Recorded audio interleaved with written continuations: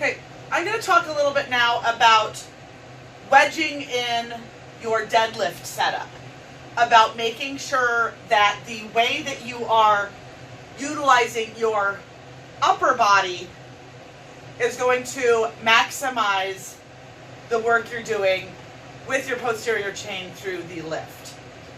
And these are all going to stay the same whether you're lifting with a conventional stance deadlift with your feet right under your hips and your hands outside your legs, or if you are doing a sumo lift, whether narrow or wide stance, with your hands inside of your legs. All of these principles are going to stay the same regardless of which stance you use. So I will demonstrate this with sumo stance, but again, if you prefer the conventional stance where your feet are right under your hips, that's fine. So you approach the bar, you're getting into your deadlift position, you have your soft knees, you're really reaching your tailbone back.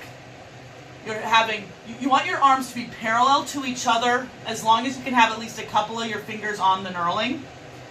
You're going to grip that bar, and here's kind of where most people would kind of like think about where are their hips, where are their hamstrings, and leave it at that and rip it up.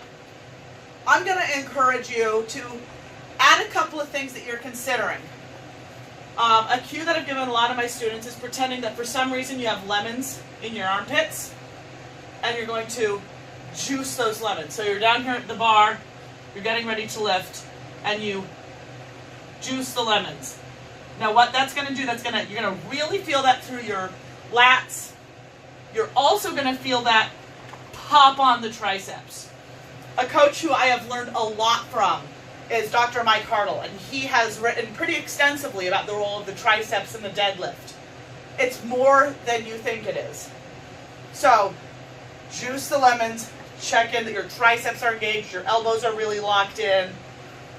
You're going to do whatever breathing techniques are right for you. I'm not going to coach through people who I haven't worked with, I don't know their history in terms of if you have any issues with hernia or abdominal separation, you're going to need to be really careful about using some of the breathing techniques that are used to create intra-abdominal pressure for deadlifting heavy. So check in with your specialists before you start doing some really intense breathing. You're going to get that set up so much so that you are strong like a bow.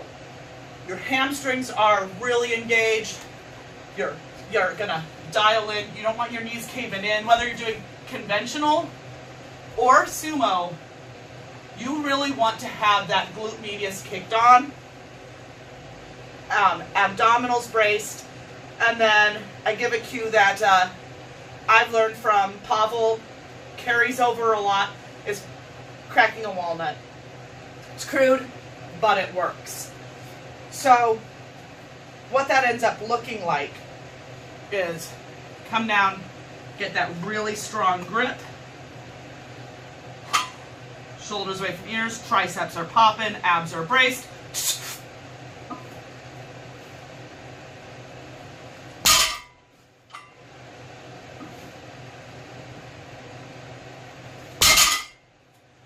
Okay, so the way down, you just hinge it out of the way, you don't let the bar drift forward.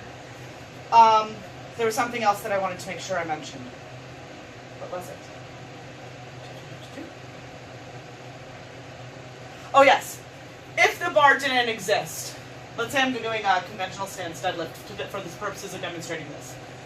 If the bar didn't exist, and I'm engaging my lats and triceps the way that I just mentioned, the bar would end here.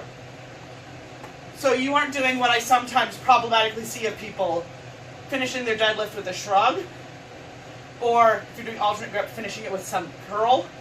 You don't want either of those to happen. This is a abs braced, crack the walnut, swim the bar. That's going to get you set up in a really good position where the shoulders and hips are moving together, not as separate entities.